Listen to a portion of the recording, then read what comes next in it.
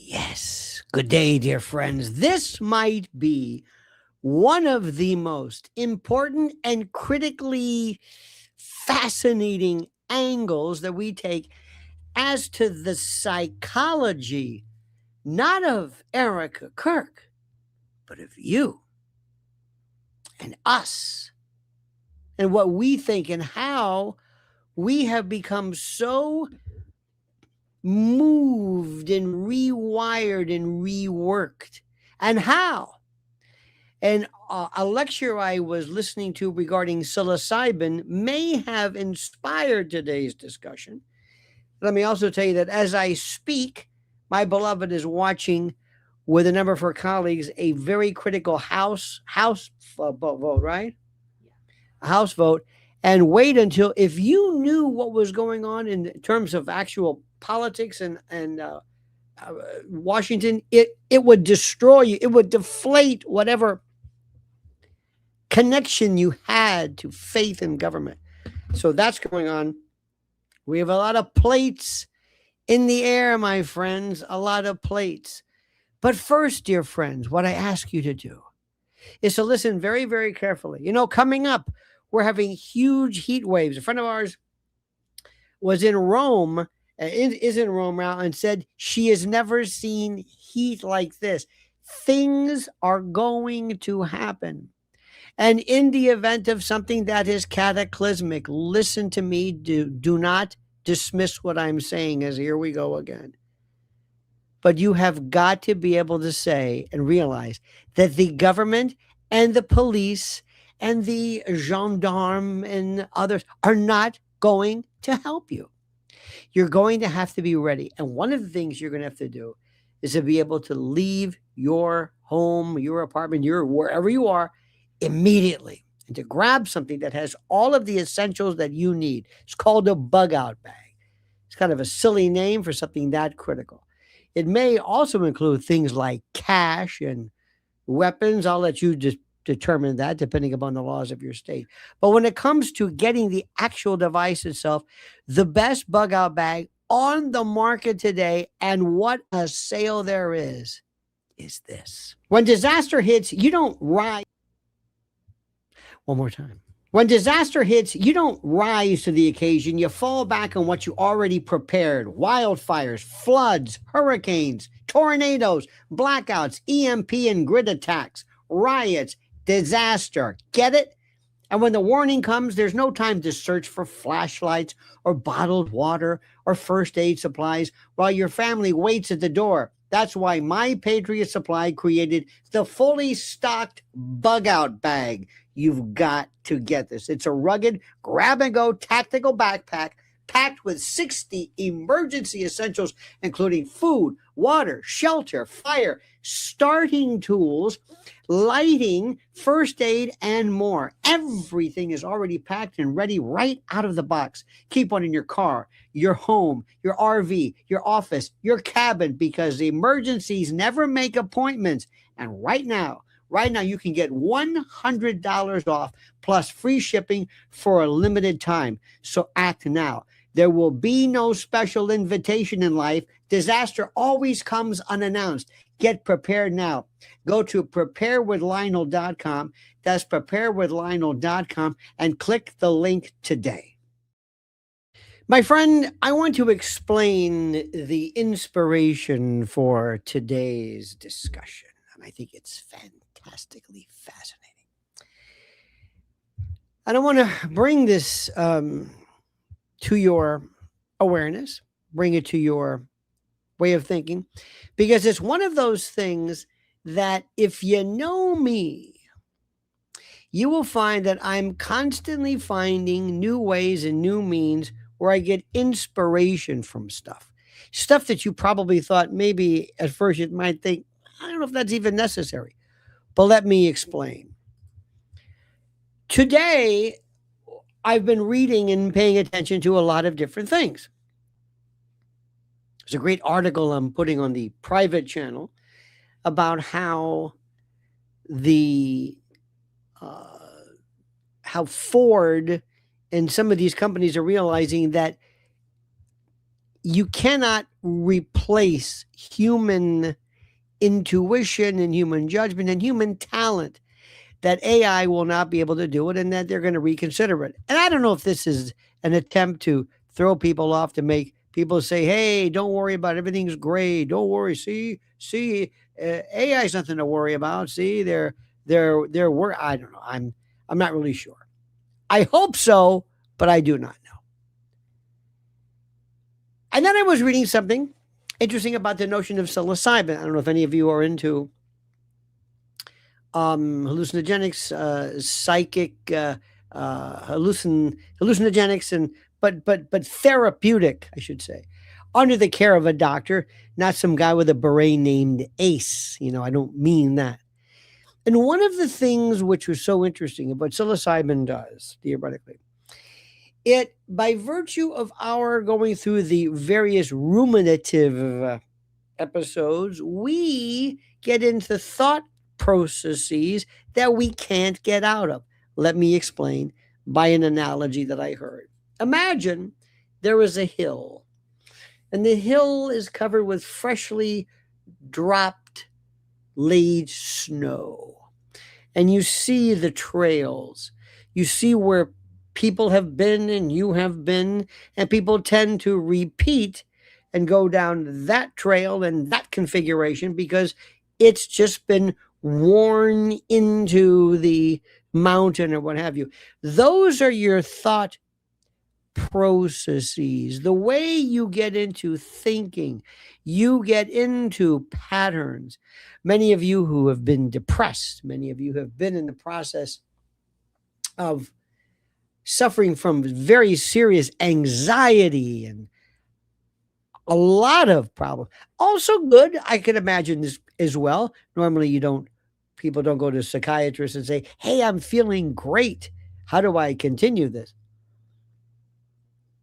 So what the idea is, what psilocybin does is it hits one particular, the psilocybin molecule is converted into silo, what have you, and it affects a certain neurotransmitter in a particular place. And what it does is it affects your brain's ability for one part, if you will, to communicate with another, but also to interconnect elsewhere.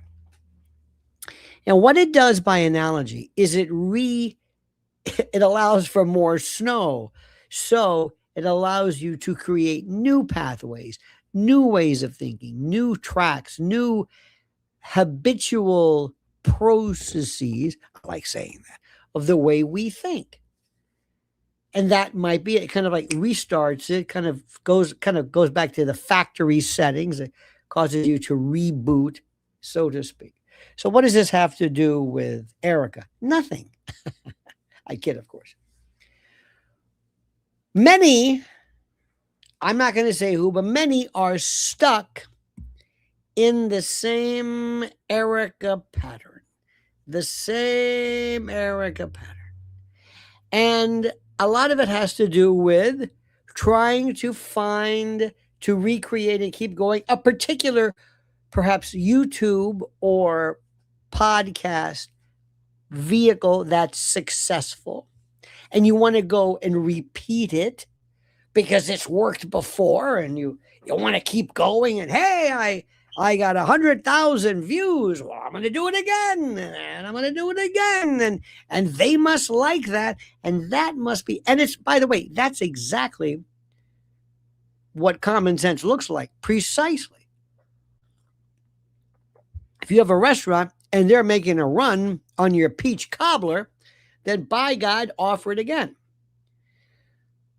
But what happens is when we keep getting into that, when we keep focusing on the fact that she's crazy, she's nuts, I hear people say she's evil, she might have had something to do with it. I don't believe that. I think we're getting into these patterns. And I'm not suggesting that thinking like that is necessarily nuts or crazy or whatever. I'm not saying that. I'm not saying that. But what I am saying is something a little different. What I am saying is we need to ask some questions that are different. We need for us to pay great attention to what's going on. First and foremost, if I could sit down, and I've said this before, and I would love this possibility.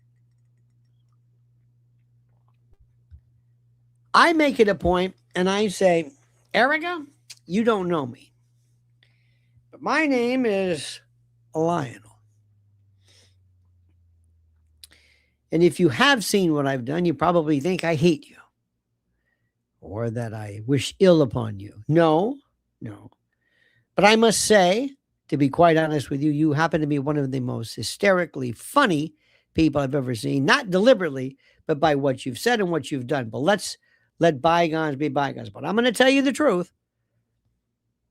I never thought you had anything to do with your husband's dispatch, but you're just the way you are is something we've never seen before. It's, as the kids say, hilarious. Okay? But I want you to meet with some people. And their names are Candace Owens and Baron Coleman and whoever it might. And I want to sit down and I want to explain this to you. But more importantly, I want to ask you a question, Erika. And this is what I want you to answer for me through something called psychodrama, where you're anticipating questions through her. Erika, why do you think, and let's get right to the 800-pound gorilla, which is a terrible thing to say. Let's talk about Candace. Why do you think Candace is of such a belief that Tyler Robinson is not guilty? Either not guilty beyond a reasonable doubt, not criminally involved at all, or not sufficiently involved. But why do you think that is, Erika? Why do you think the barons and I'll tell you why. I've been saying this every day. There's no evidence. But why do you think that is important? Why would they pursue that? And do you think that Candace necessarily goes through life wanting to get to the bottom of this because she wants to free an innocent man? Perhaps. But I don't think that's the main motivation. That may be one of the bases for it. That may be one of the benefits, but that's different. I think what it might have to do with is the following. It's not that there is an inordinate concern about Tyler Robinson. It's why does Tyler Robinson seem to be covering up for somebody who's really involved? Now, let me ask you something, Erika, from what I can understand you, and I'm speaking to you, of course, like Erika. There was a time when it seemed like you might have been, well, some people thought you might have been a spook yourself. You were involved in an EMP kind of a documentary. Might have been with Woolsey. Might have been with the CIA. And we don't know if it's because of your mother, Laurie Franz, or what have you. Because your past, your curriculum vitae is very interesting. But you would think, would you not, that you'd be a little hip as to what's going on? Because you're not somebody who has not been around. You are and I say this with all due respect, you are quite the operator. You know what's going on. You have been, some people call you a predator. Some call you an operator. Some call you, I don't even see that. I think in some respects, and by the way, full disclosure, I'd probably say some of this stuff in order for her to trust me. It's the same thing that's done in hostage negotiation. You want the perp to trust you. But I want to ask you a question. Did Charlie ever say to you that he ever was concerned about his life? Did he ever? That's what I would ask. And be honest, there's nobody here. You can just tell me. I don't think I would have any kind of privilege. I'm not her lawyer. I'm not a journalist. And even journalistic privilege, there is no such thing as that. Believe me, there's no such thing as that. You can be held in contempt and put in jail if you don't answer the question. But my question to you very simply is this: do you think, Erika, that there might be some people out there, and I want to ask you about whether Charlie thought he was in harm's way or was threatened, because Candace said he was. And you might feel a degree of not jealousy, but resentment. Why did he talk to her so much? Why not you? I don't know. I think it'd be normal for you to think that, but they were very close. They were almost business, not business, but they were colleagues. Yours was a different relationship, I think. He was there first, and then you came along, but Candace was there. And Candace says repeatedly that Charlie was concerned about his life, concerned about threats, and very concerned, very, very, very concerned about whether people were after him. Now, she mentioned, other people mentioned, his connection, his great disappointment that was caused on the part of either Israelis, what I don't think we're going to say Jews per se, but people or those who might be connected to Israel, the state of Israel, or somebody who might be Jewish, in fact, somebody who might be a Christian Zionist or a regular Zionist. But a whole lot of people had indicated to Charlie great disfavor on their part. Did you hear anything about that? Did you? If I were to tell you, if I were to suggest to you that maybe that some people are thinking some dark forces out there might have been responsible for the dispatch of Charlie, do you think that is just far-fetched? Do you think that's crazy? Do you think that's crazy? Do you think right now, look at me, Erika, do you believe it is far-fetched and beyond the realm of possibilities for these people to have been responsible for that? Number two, there were some people in the TPUSA family who Charlie was being very, very skeptical about in terms of the money, whether money was being misappropriated, whether it was being lost, filched versus felched. We don't want felching. That's a whole other story.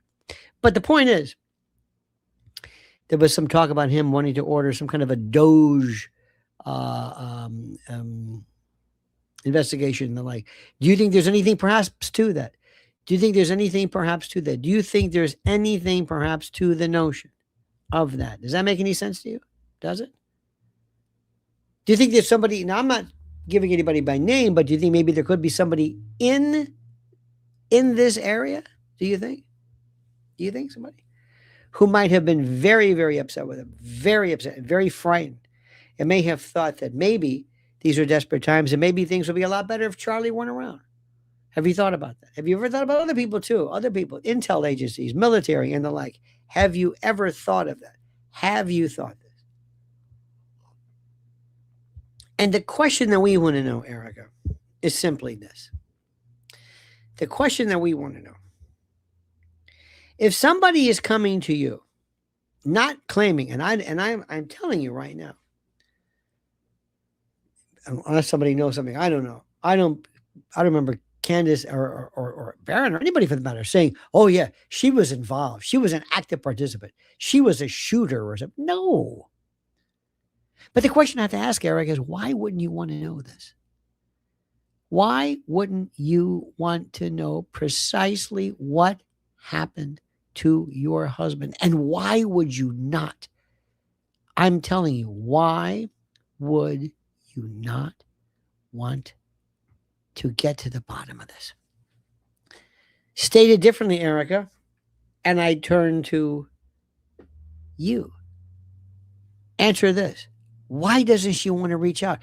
Why does she ostensibly believe in the official narrative? Why does it seem that she is completely aligned, if not, I don't know, brainwashed by this idea that TPUSA are your friends? Erika, has it ever occurred to you that they want you to be in charge, not so much because they think of your leadership is great, but because they think they can control you? And they think they can kind of determine where this thing goes. You ever think about that? Erika, why do you trust these people? Why don't you want to sit down with Erika, with Candace, rather, or anybody, and say, listen, tell me what you found out. This is the father of my children. I don't give a damn whose toes we step on or who gets offended or who gets hurt. If you know something about, if you, honest to God, if you know something about Charlie being targeted, I want to know immediately. Why doesn't she do that? Why are we having these games? Why is because once she said, hey, I think this is great. Can you imagine if all of a sudden there's a press conference? Now think about this before you respond or before you immediately Pavlovian respond. But think about this. Imagine there was a press conference and you looked up, and who is it? It's Erika and Candace sitting together, not holding hands or buddy, but certainly not obviously in battle mode. And what if they say, we have joined forces for this limited purpose? We do not feel comfortable that the official narrative that has been presented by the authorities, by the Orem, Utah, or the Utah DA or whatever, we do not believe in any way that this is the official narrative, that this is the official story. We're not suggesting that they're a part of it. We're not saying they're incompetent. We're not saying any of that. What we are saying is we think there's another story. There's a story that might be, in fact, argued or explained by virtue of the exploding microphone theory. It might have been something that we missed completely. But irrespective, we want you to know that officially, I, Candace Owens, and I, Erika Kirk, do hereby join forces. Maybe for nothing else, maybe for, because we do not feel that the official narrative that's been presented is in any way plausible, and we further don't believe that this is being handled in the means, the manner, the opportunity that best accelerates and adds to a degree of juridical celerity, dare I say, the final resolution and the disposition of truth regarding who was responsible for killing Charlie Kirk.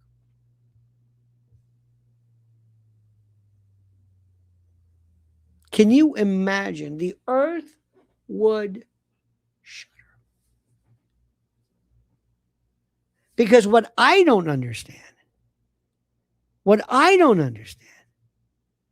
is why Erika doesn't want to get to the bottom of this. If anybody came to me, if anybody came to me and said that they have an alternative theory as to the, let's say, the dispatch of a loved one, of a spouse, I would say, I'm all ears. Go ahead. What is it? What is it? Tell me what you think. Who would do it? If you had a missing, answer my question. If you had a missing child, I can't imagine. I cannot imagine a parent going home and finding their child missing, or having to go home and their child's room and toys and, favorite, items. Remind them that emptiness that I cannot put into. I can't. I can't imagine what that's like. I can't. It would kill. It would take your soul and just rip it from your heart, and you couldn't. So if somebody came to you, or if Savannah Guthrie said, "Listen, this may sound weird, but I want you to. I've got somebody I want you to talk to about your mother, maybe where her remains are." I guarantee you, she would say, "Of course, I'm not going to pay you any money." But who would say no? Who? And I would ask Erika, and this is where I'm wondering, where is her mind? Erika, if you don't take me up on this, people are going to say, aha, this is going to cement a lot of people's opinions, of which I don't share, that not that you're involved in this, but that you simply don't care. And you might as well be involved if you are satisfied with this. It makes people think a lot of crazy things. And by the way, I got to tell you something, Erika, you probably know this. See, I know these people. And the members of the conspiratorium, and they're good people, but their mind is fecund, fertile. It just explodes. And when you let these people just sit back and say, wow. And their brains are going crazy because they're asking, why don't you want to do this? For your kids. Why would maybe I would hope, I don't think so, but maybe it happened. You would think somebody would sit down and you would say, listen, Candace, I'll give you half an hour. What do you think about this? Cut through the bullshit. Why do you think this happened? What's going on here? Baron, show me your stuff. Show me who else should I talk to? Maybe somebody else. Maybe you have an investigator. Somebody else. Show me this Mike theory. Tell me everybody you think who was responsible for, if this is true, and I'm not saying I'm buying into it, but who would be responsible for applying this mic, for putting this mic on, for changing it? Who had access? Chain of custody. Who? Should I not trust these people? Are they not my friends? I am telling you, this is the thing I can't understand. It made me think today. We go through these. A lot of people are just spinning their wheels every day with some new, and listen, they're fascinating. I love to watch them, but it's not helping anything. Here is something. Let's go back and look at when I'll give you an example. And there's a veritable trove of data and commentary from Erika. Nissi did today's just hit me hard when she has a clip of Erika. I didn't see this. A clip of Erika saying, yes, how else should I respond or act as a widow? I mean, after all, I studied how widows act. You what? Yes, I studied how widows act. You studied? You don't know? So there's now that's interesting.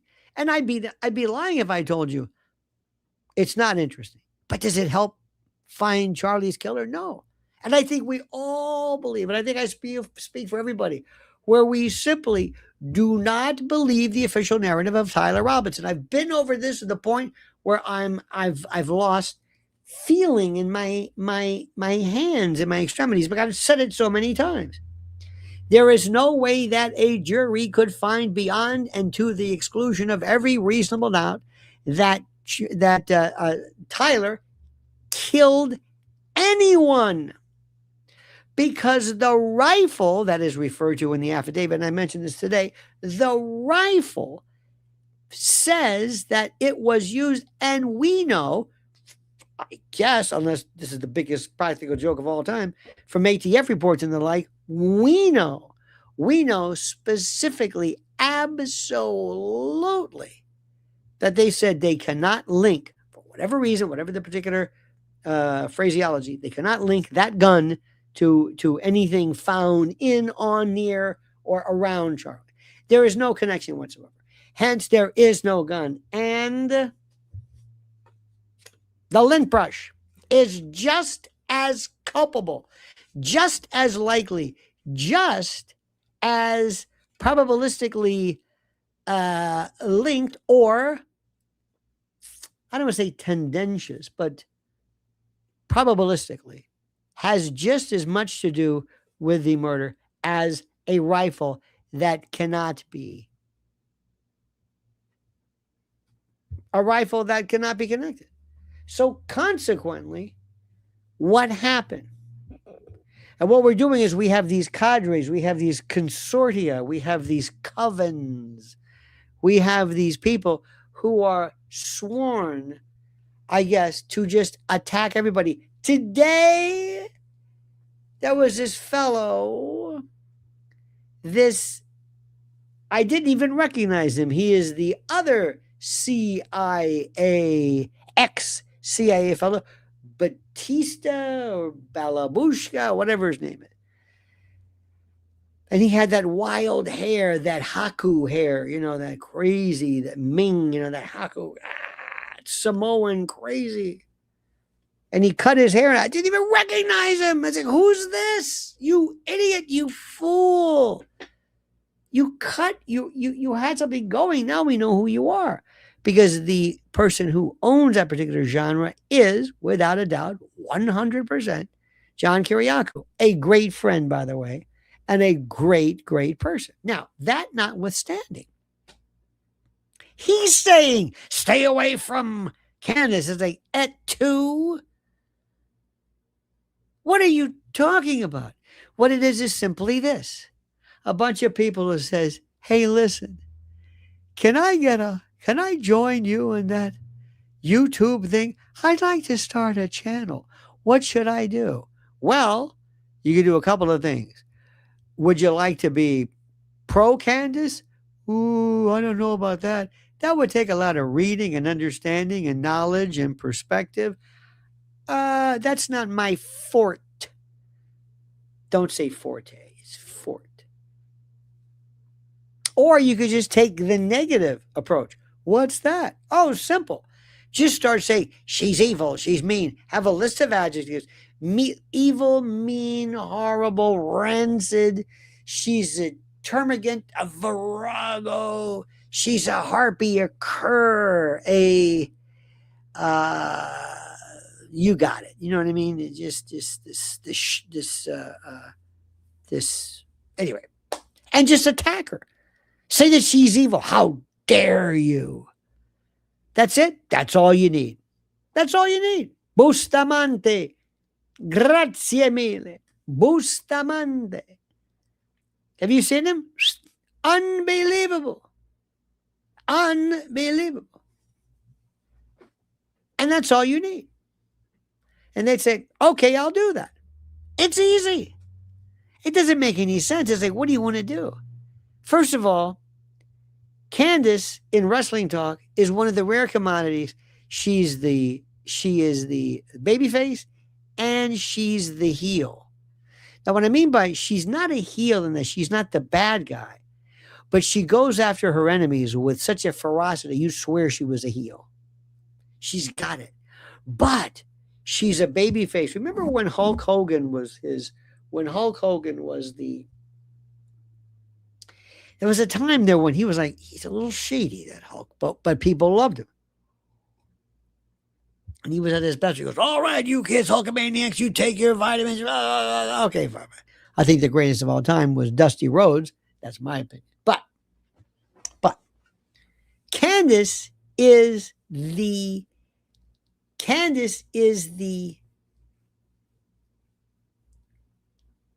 she is so loved, but she's a heel to other people because when she turns on you, she will be ruthless.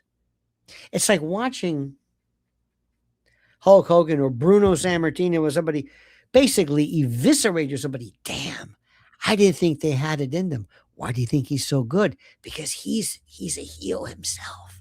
Really? Yeah. He's a heel, but he's a good guy and he has his moments. See, We love the Manichaean. We love the heel. We love this. We love the bad guy who's the good guy. We like Peck's bad boy. We love Candace is this. Ooh, she starts off. All right, guys. Oh, oh, you're not fooling me, honey. Hi. Who are you gonna lay on today? I'll tell you. The first time it blew my mind. She was talking about Fort Huachuca. And with the Fort Huachuca, I kept saying, what the hell is she talking about? Who's Mitch Snow and the tail numbers? And gee, my God, this woman, the level of, I've never seen anything like this. And somebody is thinking, that when they were watching this, they said, holy shit. How did she get tail numbers? Who's she working with? She didn't do this on her own. She didn't have somebody's feeding her stuff. She's connected. They're on to us, boss. Oh, no. Then that turned up the heat. Oh, God. It's got scary. Remember that? They said this woman's got, and I hate to say this, she's got the receipts. A phrase I hate because everybody's using it. She was unbelievable. When she was going through the stories of Franz and the whole family, every LLC, limited liability corporation, everything, every PA, Inc., small business, oh my God, it was the most, how does she know this? And Erika probably said, what? She knew everything. I mean, everything. And her adversary said, she's on to something. Don't tell me she came up with this on her own. She's got a staff. I don't care if she's a staff of 1,000. She's got a spook or two on her face. She's got somebody in intel, somebody somewhere. What's going on here? And that's why she must be stopped. Nobody else can do this. Nobody else. I mean, there are some great deep divers, but when she comes on and she says, okay, watch this. Now, I'm not saying I know anything, and I'm not saying I'm privy to anything, and I'm not saying that I'm aware in any way of everything that she knows and where she gets her information. I'm not saying that. I don't know where she gets it, but I do know that she's scaring the living shit out of people. And she's never ruffled. And she laughs. Oh, yes. And there's Larry Loomer. You notice how Larry? Where's Larry? See, my talent is, I can immediately say, hey, Larry's gone. You're right. I can tell who's not there or people who aren't saying anything. And there are some wonderful, and I will never use their names, and there are some wonderful folks who are coming forward who don't even have a unique, novel take. They want to be a part of this. And I say, you go. Okay? But the people who really scare people, number one, is Candace. Candace is oh my God. See, Candace is the Zoran Mamdani. What was that again? Let me explain. When Zoran Mamdani came along, the Democratic Socialist, I said, this guy is going to kick your ass.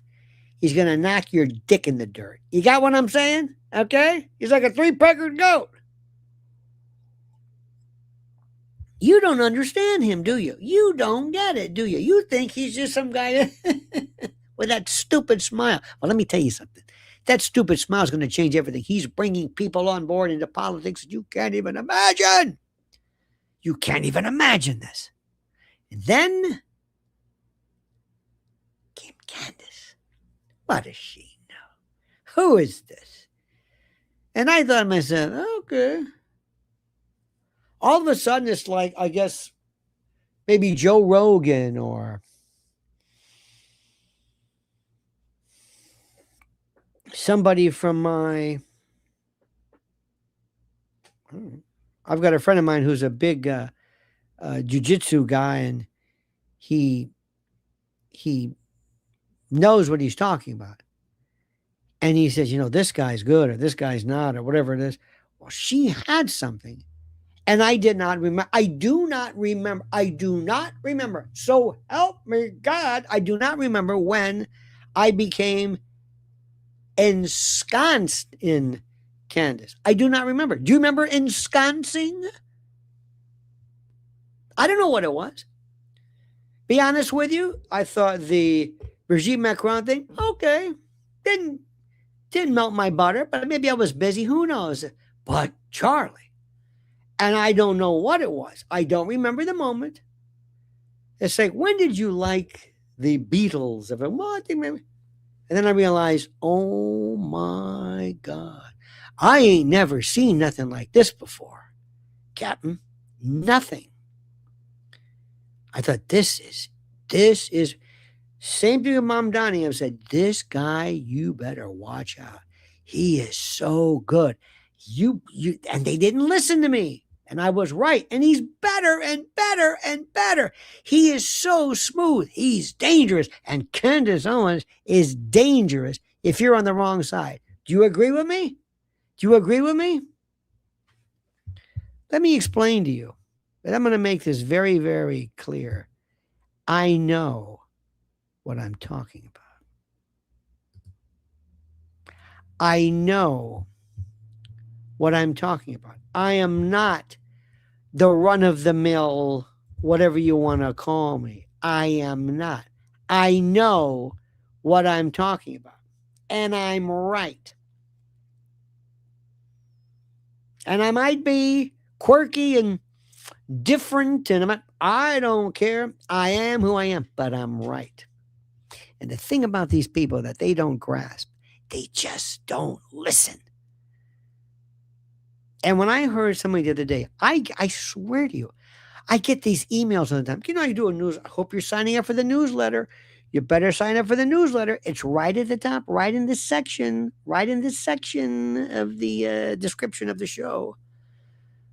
But every now and then somebody will say, are you talking about, I just wish you'd get off this Candace Owens thing. I said, you don't know the first thing about it, do you? You really don't. You don't know the first thing about it.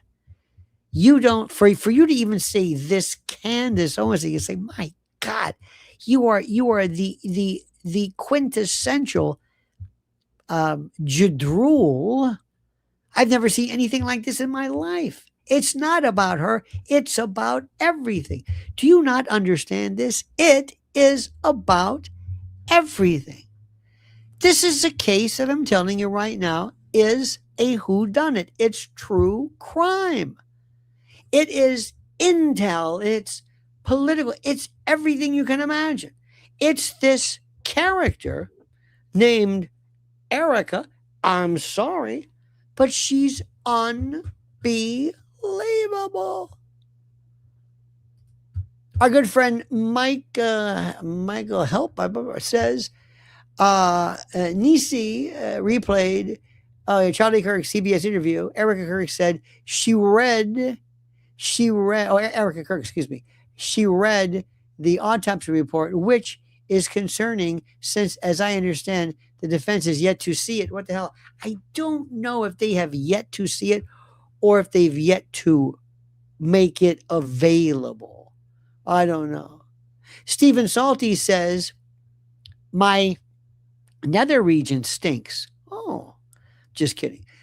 Lionel, I struggle to articulate what I want to say. Any advice? I get so frustrated with myself at times. I'm sorry, I don't know what you're saying. Just kidding, of course. You're doing just fine, Steve Areno. Just fine. If the dog didn't sniff, you got to acquit. Very good. Touche. Touche. Let me tell you something. It's one of these things that I love my good friend Judge Napolitano. I love Colonel McGregor. Douglas McGregor. Love him. Love John Mearsheimer. Love Love them all. I mean, they are so great. Max, oh my God. Max and Aaron Mate. And you know what's interesting about this? Is that if I were to say to them, are you talking about Israel again? Hey, Anna Kasparian, are you onto this Zionism again? I think one of the greatest stories right now also is Caitlin Clark, Sophie, and these thugs, these criminal thugs, these miscreant ball players. It's the greatest story. It's got race, it's got gender. And they're so smart, these people. They're professional wrestling. If I didn't know better, I think that Angel Reese sat down and said, okay, listen, you're going to be the heel. You got that? Okay, good. What you're going to do is you're going to slap the shit out of Caitlin. You got that, Caitlin? Okay, great. Terrific. And you're going to get her down like in that Eric Chauvin, that George Floyd thing with a neck. And all of a sudden, WNBA is the hottest thing in the world. Hell, I'll even go see it. I guarantee you, I've never seen a Knicks game. I've never seen a professional basketball game ever. Ever. I have no interest. I've seen the Harlem Globetrotters when I was a kid in the 60s, but I would go see Caitlin Clark. Absolutely. And hope to God they beat the shit out of her. And it's brilliant. Because that's just the way things are. These things just, they evolve. They evolve. So if somebody said to me, are you talking about Caitlin Clark? I say, yes, everybody's talking. Everybody's sports. You see, I had a friend of mine. His name was, Chris Thomas. He was with Channel 8. Oh, I loved him.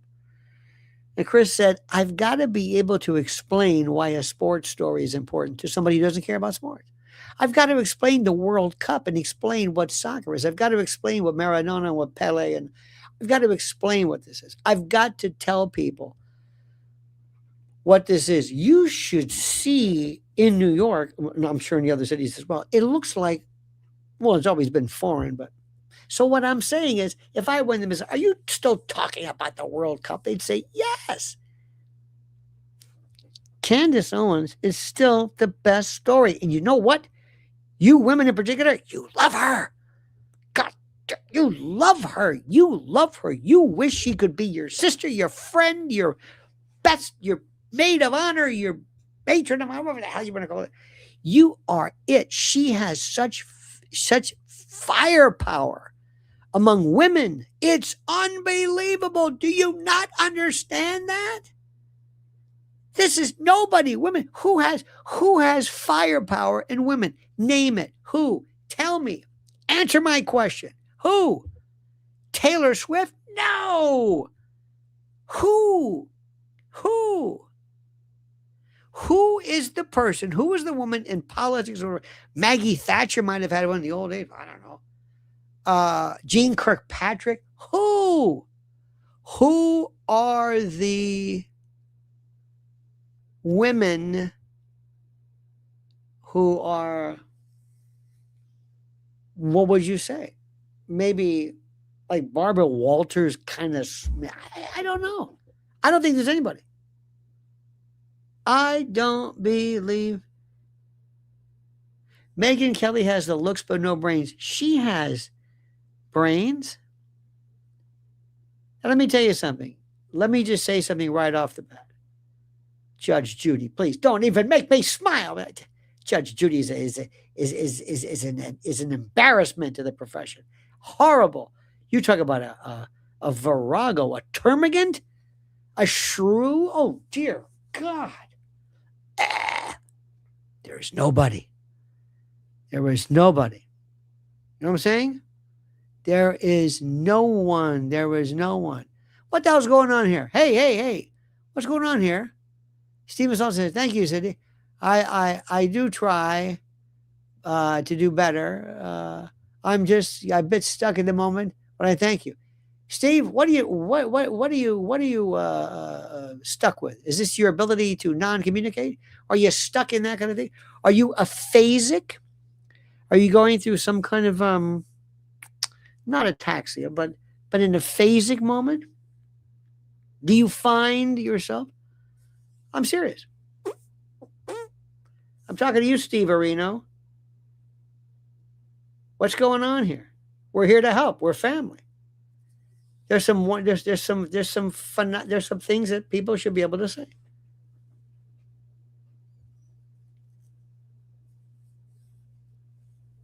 I'm waiting. By the way, sometimes I love you guys. I love you guys. Hey guys. But some of your stuff is not even funny. Common sense. Hats off to Dr. Laura. Oh, Dr. Laura. Oh, dear God. We used to work with her. Oh. Blah. Blah. Dear, don't even make me laugh. Oh, this self-righteous. Remember the time? Remember they had her nude photos? Did you ever see that one? Yeah. Oh, did you see that? Look like the front row of the Willie Nelson concert. You know what I mean? I'm not going to go into detail, but dear God, I can see marine biologists saying, "Oh my God, what is this? A remora? What is this thing?" That's all I'm going to say. Right? That's all I'm going to say. But Steve Areno, where is Steve Areno? Where the hell is he? What's going on there? Steven Salty. See, I'm very, very, very, very, very, very interesting. Sally Jesse Raphael was okay. She was thinking about who was smart. Dr. Ruth, one night she was talking about buggery. She mentioned, and then we do make sure you use lubricant. Oh, please, God, no, please. Get somebody else. What are you doing? What are you doing with this? There's nobody like Candace. Nobody. Bill Balance. There you go. There you go. You know. Joan Rivers was a comedian, but she, in terms of the reverence, Joan Rivers was not somebody who exacted political clout and the like. Lori Frank. No. You don't understand something. There he is again. Now, what the hell is this? What is that? That's a smile? I can't even make out what that is. A smile? That's it? That's it? What are you doing? Emojis now? Are you going to be pointing to signs? What's the matter with you? Steve is a good friend. Give him some crumb cake. Okay. See? Yeah, me doing it now. Whatever happened to Charo? She was fantastic. Remember Charo? Cuckoo, married to Xavier Cugat. Remember him? Remember Toady Fields? Toady Fields, what am I talking about? I'm rambling. I'm a rambling guy. Anyway, my friends, let me tell you something. All I know is simply this. And this is what the biggest thing is I think, in peroration of what I'm saying. You know, I got to tell you something there. What's her name? You know, Erika, you don't seem to want to get to the bottom of who killed your husband. And there's something weird about that.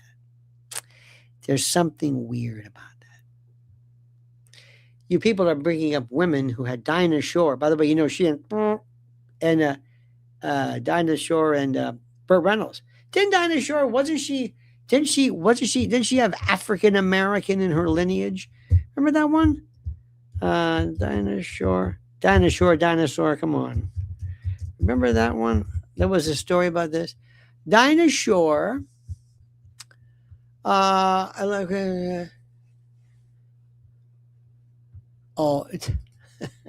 put Din ashore. Dinah Shore. That's what I want to talk about. Dinah Shore did not have black lineage. She was born to Russian Jewish immigrants. I always heard that. Her parents, Solomon and Anna Shore, settled in Winchester, Tennessee. Rumors that she had black heritage were false and primarily circulated by critics in an effort to harm her career. I didn't know that. She's Russian Jew. Dinah Shore? Isn't that something? Unbelievable. Dinah Shore apparently confronted these rumors, openly stating that while she was not black, she would be proud if she were. I'm not proud of. I still don't understand. What are you proud of? Are you proud to be an Italian? What? You mean my lineage? My DNA? Or do you mean maybe, are you proud of,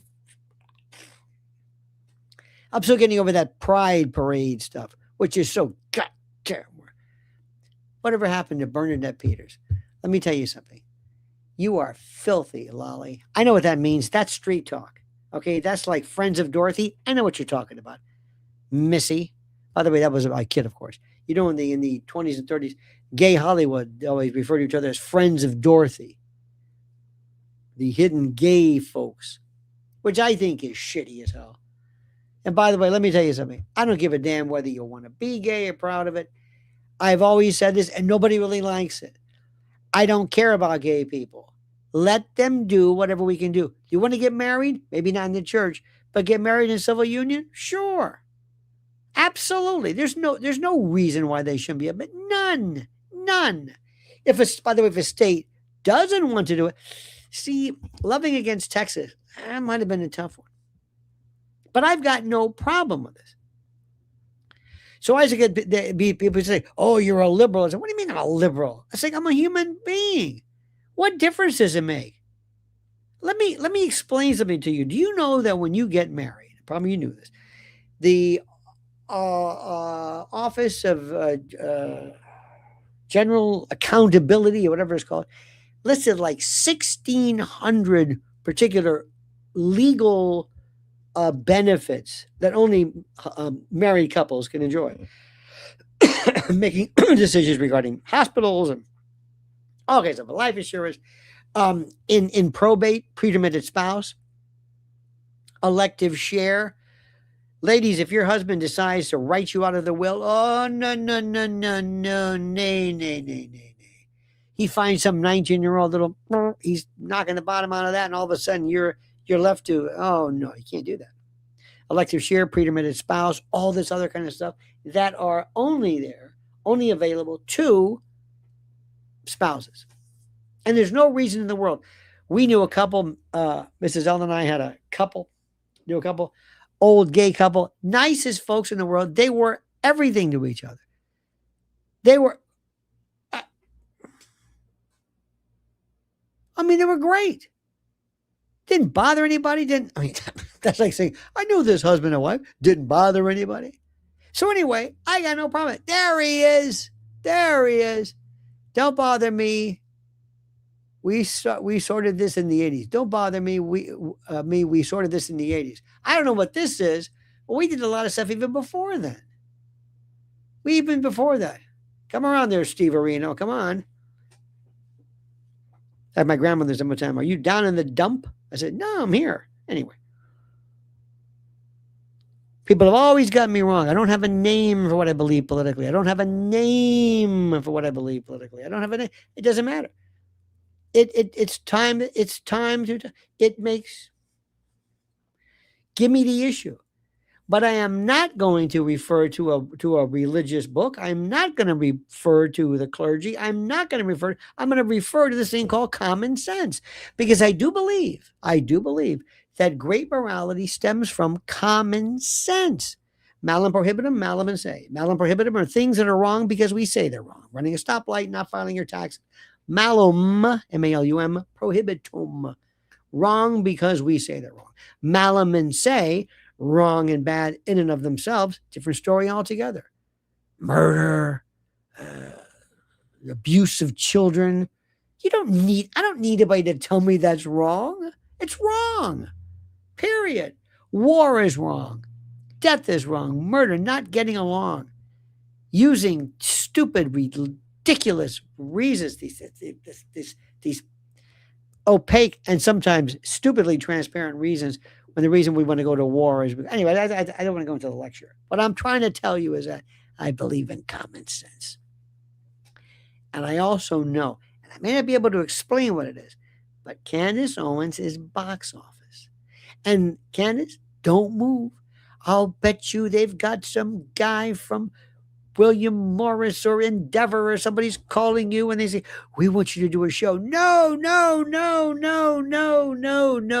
No studio audience, no this, no hair and makeup, no. Do just exactly what you're doing at your table with your tchotchkes, whatever in the background, in your basement. Just do your thing. That's what we want you to do. Don't change it. Remember, if it ain't broke, don't break it. Okay? I said that one time by accident, and I liked it. All right, my friends, so please do me a favor. Follow Mrs. L at Lynn's Warriors. Lynn's Warriors. Do what I say. It's a great, listen to this interview she did with Chris Smith, longest serving New Jersey congressman. He's phenomenal. Do that. Also, make sure you subscribe to our channel. Like this, like it like you've never liked before. Like it. Damn it. Do what I say. Like it. I like it. Okay? And also make sure you subscribe to our channel. And make sure you're still subscribed for reasons, I don't know, sometimes people we find out get unsubscribed. And that's it, my friends. You have a great and a groovy Monday, whatever's left of it. Who knows? And maybe it might be at this point. You know what? It's in some cases, it's already Tuesday. What are you going to do about that? Anyway, I loves you. I loves you because you are so beautiful to me. Can't you see? You are so beautiful to me. You know, that'd make a hell of a song. All right, kids. Talk to you tomorrow. Don't ever change. I mean that sincerely. And as that great line is, I'd rather be with you people than the greatest people in the world. I love that. From Roxanne. In any event, have a great and glorious night. Don't forget the monkey's dead. The show's over. Sue ya. Da-da.